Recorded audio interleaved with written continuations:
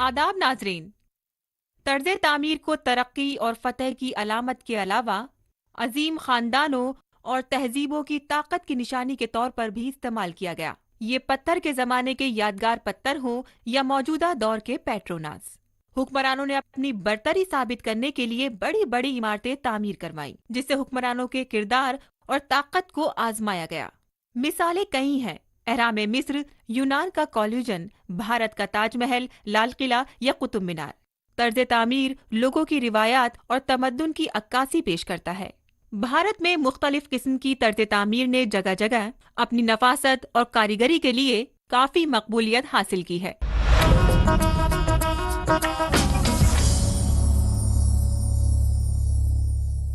नाज़रीन, दिल्ली भारत का दूसरा और दुनिया का 8वां सबसे बड़ा शहर है। जमुना के किनारे बसा ये शहर 6ठी सदी कब्ल मसीह से आबाद है। दिल्ली की सल्तनत के उरूज में आने के साथ ही ये शहर तिजारती और सकाफती मरकज के तौर पर उभरा। बहुत कम लोग जानते हैं कि एक वक्त में इसे शाहजहांबाद भी कहा जाता था। दिल्ली में बहुत से आसारे कदीमा मौजूद हैं। ब्रितानवी हुकूमत के दौरान कोलकाता को दारुल हुकूमत की हैसियत हासिल थी। बलाखिर 1911 में जॉर्ज पंचम ने दारुल हुकूमत को दिल्ली मुंतकिल करने का ऐलान किया और 1920 में शाहजहांबाद के जुनूब में एक और नया शहर नई दिल्ली बसाया गया। आइए हम भी इसके बारे में मजीद जानने की कोशिश करें। मुगलिया दौर में शहंशाह अकबर ने दारुल हुकूमत को आगरा से दिल्ली मुंतकिल किया। 1639 ईस्वी में शाहजहां ने यहाँ एक नया शहर कायम किया, जो 1639 ईस्वी से 1857 तक मुगलिया सल्तनत का दारुल हुकूमत रहा। ये शहर शाहजहानाबाद कहलाता था, जिसे आज पुरानी दिल्ली के नाम से जाना जाता है।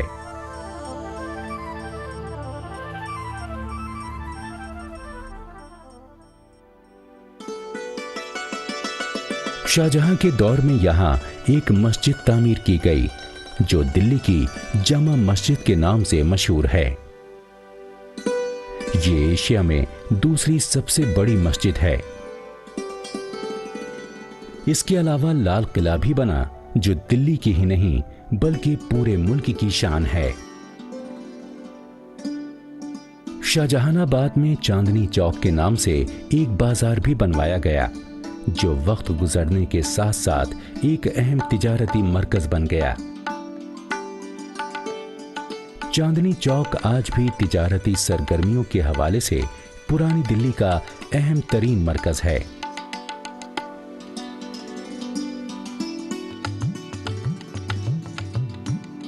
शाहजहानाबाद पूरी तरह से किलाबंद शहर था, जिसमें 7 बड़े दरवाजे तामीर किए गए थे। इनमें कश्मीरी गेट, तुर्कमान गेट वगैरह काबिल जिक्र हैं। दरियागंज इलाके में सन 1803 के जमाने में मुगल हुक्मरानों ने फौजी छावनी या सदर कैंप तैनात किया। सन 1840 में चावड़ी बाजार में हार्डवेयर का पहला थोक बाजार खुला।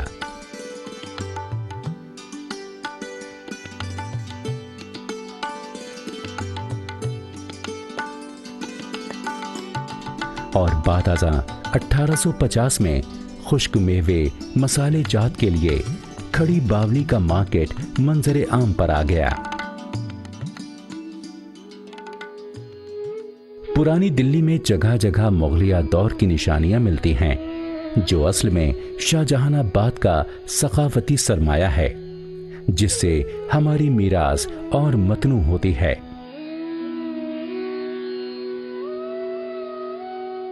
मुगलिया सल्तनत से पहले भी यहाँ सल्तनत दिल्ली के ज़माने का कुतुब मीनार और मस्जिद कुव्वतुल इस्लाम पाए जाते थे। इस शहर में अहद कदीम और कुरून वस्ता की कई यादगारें और आसार कदीमा मौजूद हैं।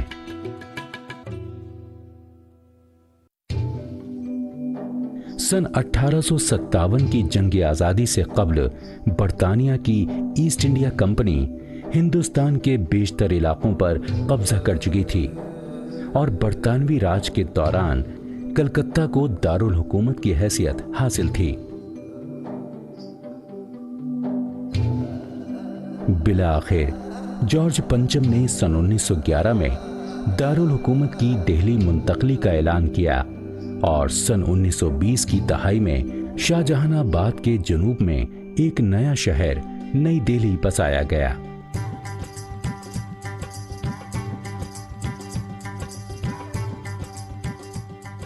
जिन्नात का शहर दिल्ली पर लिखी गई किताब है जो दिल्ली की तारीखी अहमियत का अहाता करती है। दिल्ली अजीम माजी रखने वाला एक अजीम शहर है जो इतने ज्यादा हिंदुस्तानी हुक्मरानों का दारुल हुकूमत रहा कि इसकी हर ईंट एक दास्तान सुनाती है और हिंदुस्तान के अजीम माजी की तर्जुमानी करती है।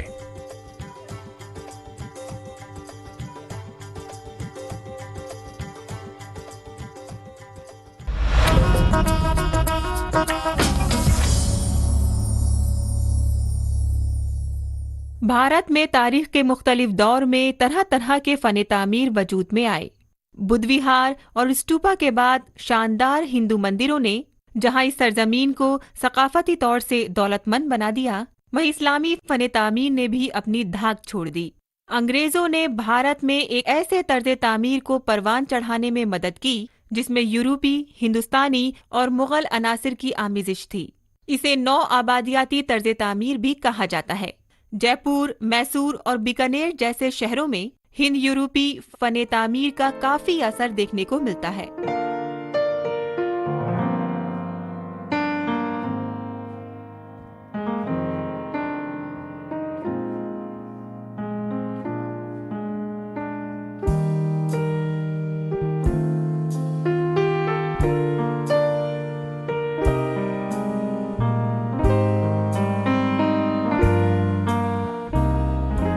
अंग्रेजों ने भारत में एक ऐसे तर्ज तामीर को परवान चढ़ाने में मदद की जिसमें यूरोपी, हिंदुस्तानी और मुगल अनासिर की आमिज़श थी और जिसे नौ आबादियाती तर्ज तामीर कहा जाता है। भारत में अंग्रेजों के तवील दौर की शानदार रिवायत नौ आबादियाती फ़न तामीर है जो कि आज़ादी से कब्ल 2 सदियों पर मुहित है। इन रोबदार इमारतों में महलात, हवेलियां, क्लब हाउस और सरकारी दफातर शामिल हैं जो कि मशरक़ी और मगरबी रिवायात का खूबसूरत मुरक्कब हैं क्योंकि इनके मेमारों को एक अजनबी तहजीब में बरतानवी हुक्मरानी का झंडा गाड़ना था।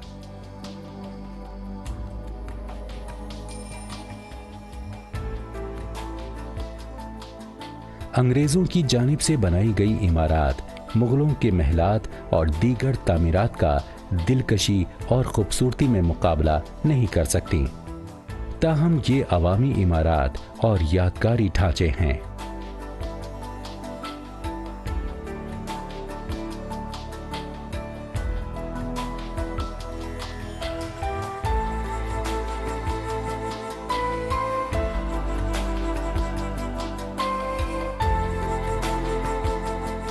बरतानवी दौर में भारत में हिंद यूरोपी तर्ज तामीर पर इंग्लिस्तान में होने वाली तामीर तरक्की का असर होने के साथ साथ उसे भारत में मौजूदा फ़न तामीर से भी इस्तेफादा उठाने का मौका मिला जिससे ये तामीरात मकामी तौर पर कबूलियत हासिल करने में कामयाब हुई।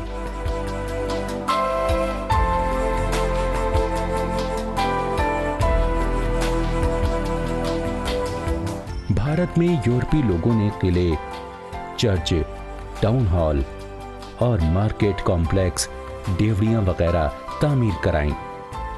पुर्तगाली साम्राज्य के तर्ज तामीर में गिरजाघर शामिल हैं जो कि यूरोप में बातज़ां, शातुस्सानिया फन तामीर के अक्कास हैं।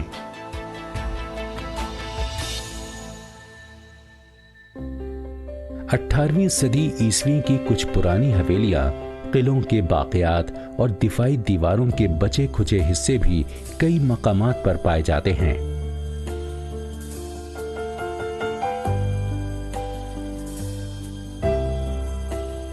नए शहरों पर हिंद यूरोपी फन तामीर का काफी असर देखा जा सकता है।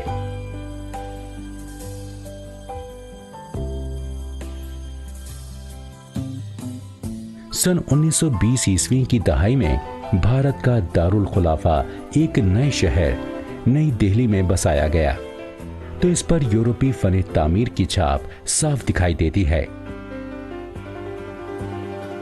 मुल्क के इस मरकजी शहर में इमारात का एक सिलसिला सरकारी और तिजारती यूरोपी फन तामीर की खूबसूरती का आईनादार है।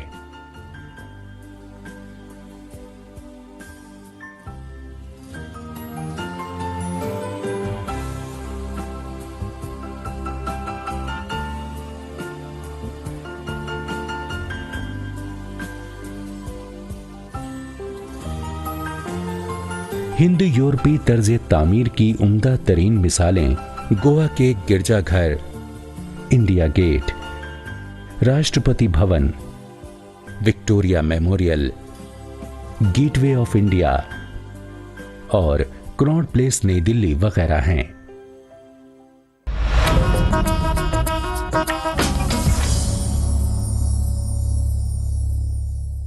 आयुर्वेदिक और यूनानी तर्ज इलाज। इसमें पौधों और जड़ी बूटियों के जरिए इलाज किया जाता है। अब ये हर्बल दवाएं काफी मकबूल हो चुकी हैं।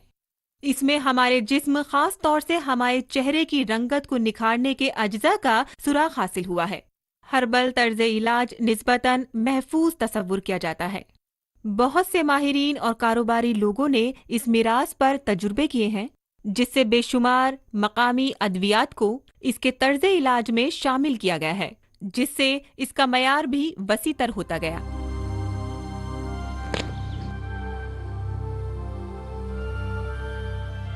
घरेलू टोटकों से बीमारियों का इलाज दुनिया के हर मकाम में राइज है।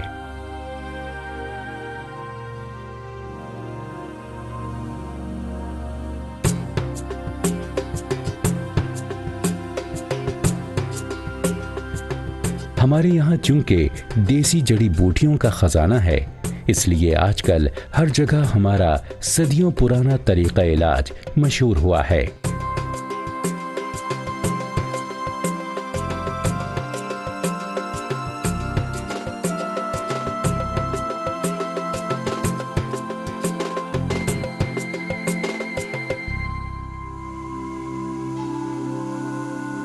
हमारा चेहरा हमारी शख्सियत का आईना है, इसलिए चेहरे की रंगत को लेकर खूबसूरती के नित नए कुदरती इलाज के लिए जड़ी बूटियों और फितरत से माखूज नुस्खों का चलन बेहद खास है।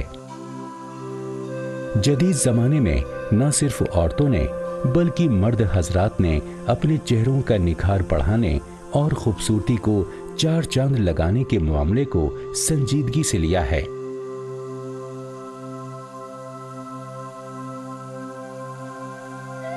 इसी तरह बालों की सेहत के लिए भी आजमूदा नुस्खे हैं।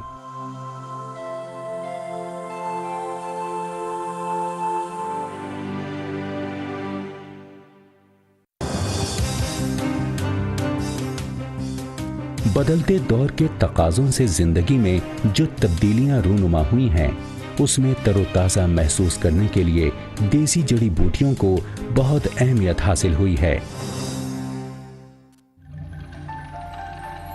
नीम का पेड़ जिल्द के मसाइल से निपटने और खूबसूरती बढ़ाने का 4000 साल पुराना नुस्खा है।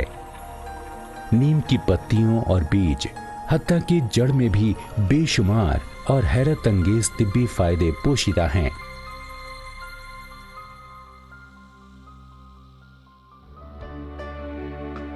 हमारी जड़ी बूटियों की इस मीरास को नए रंग और जदीद आहंग में ढालने का सेहरा मुल्क की मायानाज खूबसूरती एक्सपर्ट शहनाज हुसैन के सर जाता है, जो आमतौर से जिल्द को निखारने और हर्बल अद्वियात की माहिर मानी जाती हैं। पढ़े सेंट मेरीज कॉन्वेंट इलाहाबाद में। उसके बाद बहुत यंग एज में 14 साल की उम्र में हमारा इंगेजमेंट हुआ। हम 7th में थे। हमारे फादर ने हमारे फिर उम्र बढ़ाकर 4 साल सीनियर केम्ब्रिज में बैठाया और 15 साल की उम्र में हमने सीनियर केम्ब्रिज पास करके हमारी शादी हो गई थी, बेबी हुआ, लड़की। उसके बाद हम 8 साल लंदन, पेरिस, जर्मनी और डेनमार्क पढ़े और वापस आए हिंदुस्तान में 8 साल बाद, बहुत highly qualified in treatments and care and cure of the skin with chemicals. फिर ग्रेजुअली हमने इंडिया में डेंजरस साइड इफ़ेक्ट्स देखे केमिकल्स के और फिर उसकी जितनी फॉर्मुलेशंस को कन्वर्ट किया जड़ी बूटी में। इनकी खिदमत को तस्लीम करते हुए सन 2006 में इन्हें पद्मश्री से नवाजा गया। आज दुनिया के 138 ममालिक में शहनाज हुसैन खूबसूरती क्लिनिक की शाखें हैं जो हर सतह पर कबूल आम हासिल कर चुकी हैं। हमें 30 इयर्स को 1970 में स्टार्ट किया था। First Shahnaz herbal I borrowed 35,000 from my father. शुरू किया था जब हम ईरान से आए थे और 5 साल हमारे पास एक ही था। उसके बाद बढ़ते बढ़ते हम लोग के ओवर 600 फ्रेंचाइज आउटलेट्स हो गए।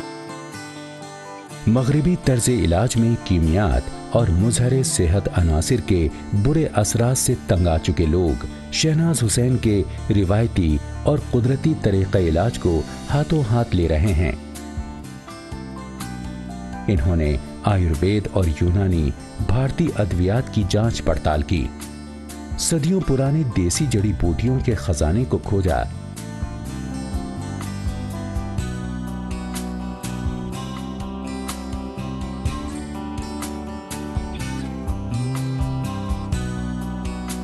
इस तजर्बे से बेशुमार मकामी अद्वियात इनके तरीक़ा इलाज में दाखिल हुई, जिससे इनकी खूबसूरती के अद्वियात का दामन वसीतर होता गया। शहनाज हुसैन ने बेशुमार प्रोडक्ट्स कौमी और बैनुल अक़वामी सतह पर मुतारिफ किए, जो मर्द और ख़वातीन में हर जगह मकबूल हैं।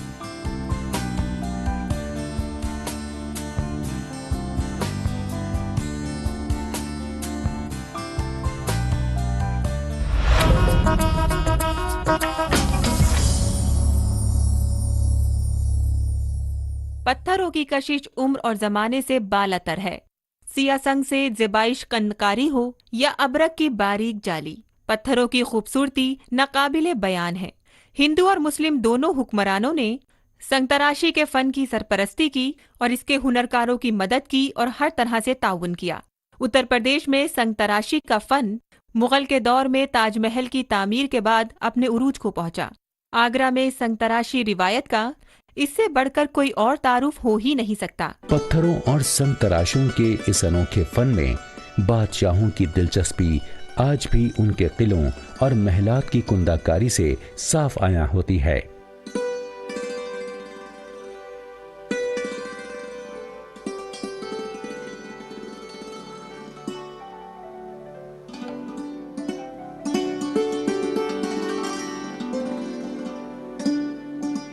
ताहम मौजूदा दौर में पत्थर की दूसरी किस्मों की तरफ तवज्जो दी जा रही है। फन के दिलदादा लोग अपने घरों की ज़ेबाइश के लिए पत्थर की चीजें जैसे सुतून, जंगला और आतिशदान वगैरह खरीदते हैं।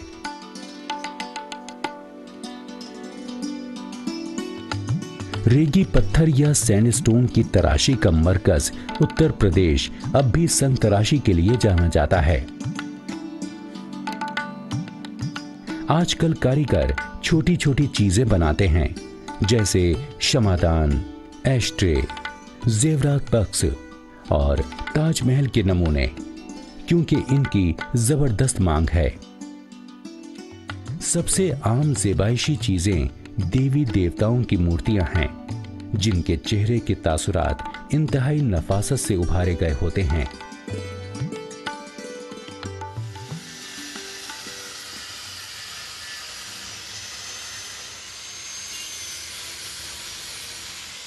गौतम बुद्ध की इस सरजमीन पर संग तराशी के तालिबे इल्म इसकी मूरत बनाने से ही तालीम का आगाज करते हैं और हाथ की हरकत और चेहरे के तासुरात को कामिल अंदाज में तराशने की कोशिश करते हैं।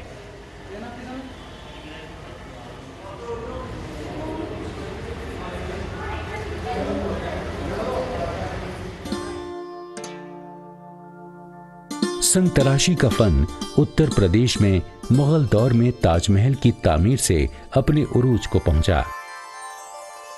आगरा की रिवायात का इससे बढ़कर कोई और तारुफ नहीं हो सकता।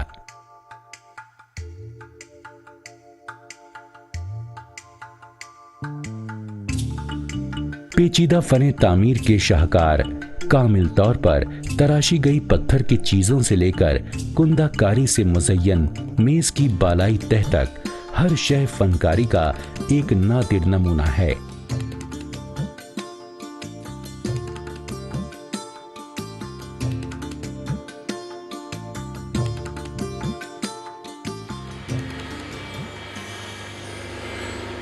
संग तराशी का फन तराशना, कुंदाकारी, नक्शकारी, इंटरकट वगैरह का एक मजमुआ होता है। डिजाइन पत्थर को तराश कर उभारे जाते हैं। इसके लिए बुनियादी पत्थर संगे मरमर, गौरारा और कभी कभी केवडापा होता है। आगरा के संग तराशों का हुनर राजस्थान के संगे मरमर या इटली के आलाबास्टर पत्थरों पर अपने पूरे आबोताब के साथ सामने आता है। अगर पत्थर ना होते तो भारत की सकाफती मीरास कितनी बौनी होती, इसका अंदाजा भी लगाना मुश्किल है।